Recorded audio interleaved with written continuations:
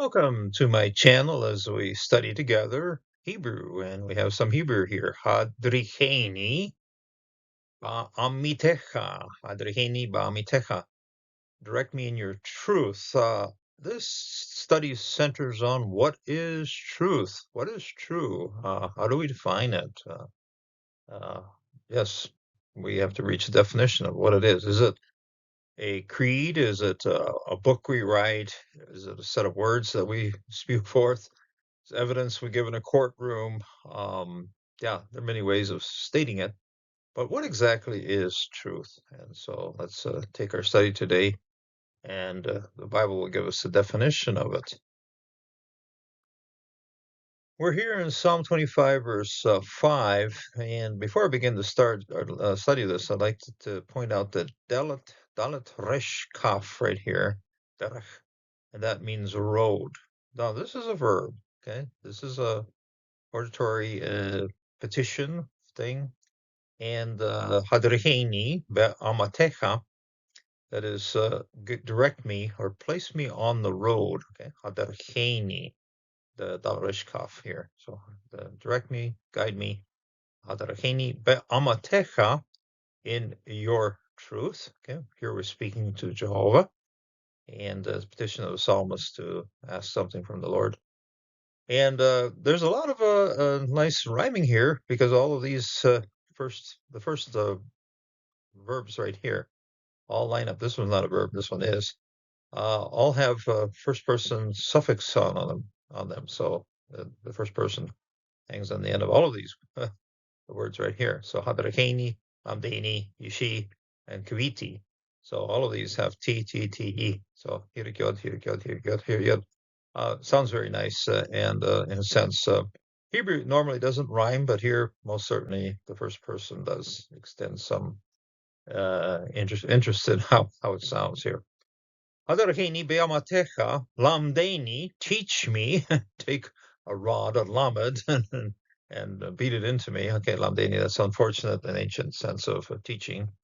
Lamdeni, ki ata, because you, Elohe, you are the God of Yeshi, my salvation. It's in the root that's also inside the name Jesus, Yeshua.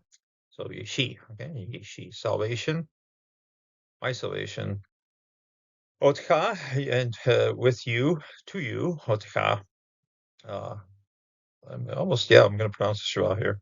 Otcha, Otcha, Kibiti, I hold on. And this kof here is a rope with a knot on the end. That's what we hang on to. We wait and we trust and we hope. And but waiting and holding on is something that is basis of this verb here. Kiviti.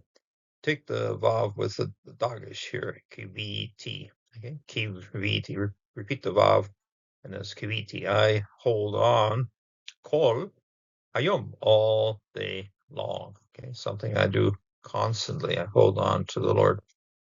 So truth is something that defines our road. Hadircheni ba'amatichtecha. We find this defined in the, or expressed also in the Septuagint, Greek translation made of the Hebrew. And we have hodecheson, okay? That is, guide me. So it is a verb here in the Greek, hortatory again, or petition.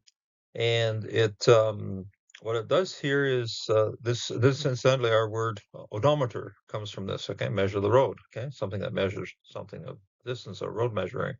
So odechesi, and there are a couple of key words I'd like to just pick out the first part here. So hodeche son, me, to me, epitain alethenian, to the truth, su, your truth. Okay. So place me on the road to your truth. This is Septuagint here, translation done 200 years before Christ. I have it repeated here because I like to compare it with something you find in John 16, verse 13. And this is the words of Jesus telling us about the spirit of truth, that is pneuma tes aletheias. Okay. So, hoton de elethe, ekeinos to pneuma tes aletheus. Hodehese, okay, take a look. He will lead, he will guide, and the same word as we find in the Septuagint, and the same word we find here in the New Testament Greek. Hodecheson, this is hortatory. This one's a future promise here with sigma. So hodechese, humas, in pasantein aletheian, in all of the truth. Okay, and there we have it. Basically, this is a petition. This is then a promise. So hadrakeni beamatecha. So he will guide me in your truth, and then he will guide us in his truth. So in all truth. So this is pasan tein alethenia. Ugar lalesein af eonton. He will not speak to you by himself. Hoas akuse alein. He will then speak of what he has heard. Kaite erchomain, what is coming. Anangelie, human. He will announce the good news. Anangelia, okay, on top of announcing good news. Anangelia, towards good news to you. So he will announce to you all good things that are coming. And this is something that defines our way. Now, Western thinking defines truth as something that's defined via spoken or written creed. Okay, we have to write it down. We have to say it. Okay, truth is expressed in words. That's how we regard the Amet. Now, Hebrew thinking defines truth as a road that's walked on. Truth is only valid when it defines how we walk, what we do with it. Truth directs the road we take. Our ethical and moral behavior must be obedient to the truth that the Holy Spirit declares to us. Truth must be lived. And if it's not lived, it's simply empty words, has no impact. But when truth is lived out in the way we do things with our lives, the actions we take with our person, then truth is most certainly truth in our lives. And we would then live it based on the definition that the scriptures give to us. So live a life of truth, which means be active in the word. So God bless, and until the next time.